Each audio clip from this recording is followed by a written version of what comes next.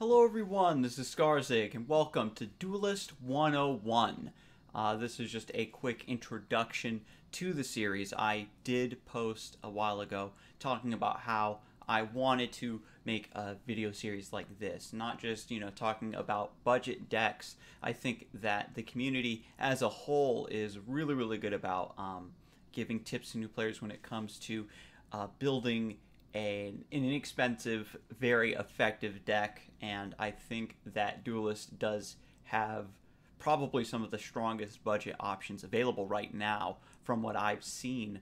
But this series is going to be focusing more on how to play the game, like different ways you need to approach certain aspects of the game that are just going to allow you to pick it up much faster. I'm going to be trying to break down the information as much as possible. I know this is going to be kind of difficult simply because I've been playing the game so long. Certain things that, just become second nature, and you just don't have, a you just they become such a second nature automatic sort of thing, you forget to even explain them. So I'm going to apologize ahead of time if I do happen to sort of gloss over a point that could really do with some elaboration. If that ever happens, just let me know and I can, expand on those topics a little bit more. But this main video, while being an intro to the series, I wanted to go ahead and drop just some general viewpoint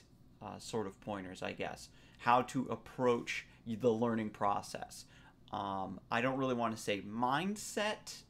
I'd rather go with viewpoint because it's less about when you're talking about like your mentality going into a game. That's like where you need to be confident, you need to be very aware, and just not tired, not upset about something, and that's going to, of course, improve your ability to learn. But I want to talk more about your viewpoint again, because you need to focus more on certain aspects. Basically, when it comes to especially learning Duelyst right out of the gates, you need to be very focused on learning the game rather than focused on winning every individual match. And I know I get this way too when I pick up a new game, especially if that game shares elements with other titles I've played and I'm very familiar with, and you feel that you should have a leg up, right? It's like, oh yeah, I played a game similar to this, so I should be able to, just get right on rolling.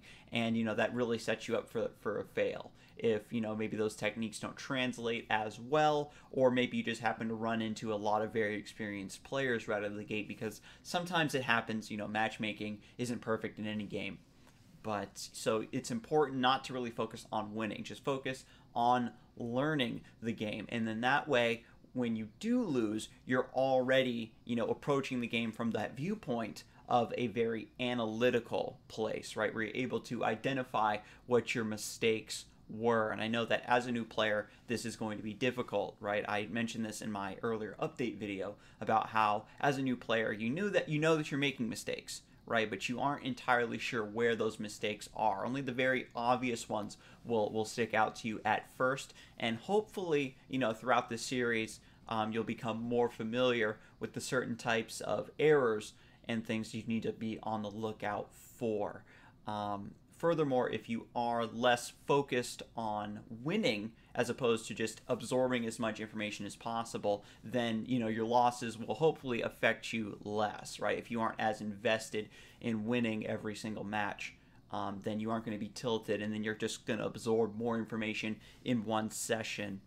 And I think that's pretty much it for the introduction. It's just, again, focus on learning, and then as you learn more, you'll naturally begin to win more. Every single thing that is going to kill you in this game, every single thing you've probably already lost to in this game, just about everybody else has died to it, right? Because you forgot a certain card existed, or you just, maybe you took a gamble and you thought maybe, well, what are the odds that they have it?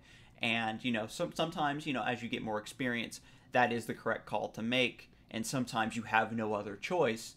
And we'll talk about that a little bit later on in the series as well.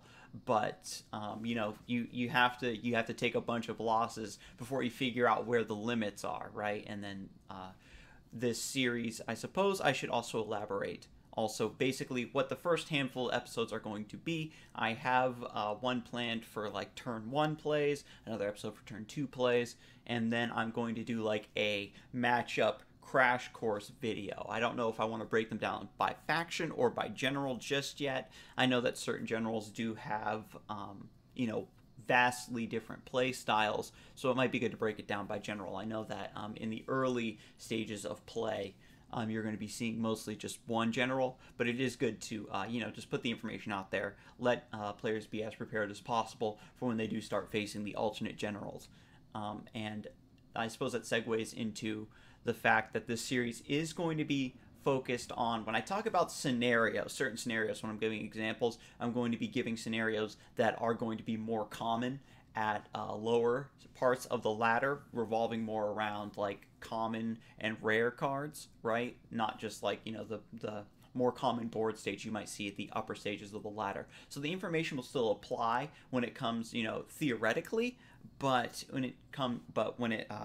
when you're talking about just straight up examples, I'm going to be trying to use cards in situations that are more common earlier on the ladder, and that's going to be more helpful, again, to our new players. So thank you for tuning in to this intro, and feel free to click on whichever episode you'd like to see next. They really aren't meant to be viewed in any specific order, but yeah, so you can just click through and just brush up on the matchup or the area of the game that you would like more info on.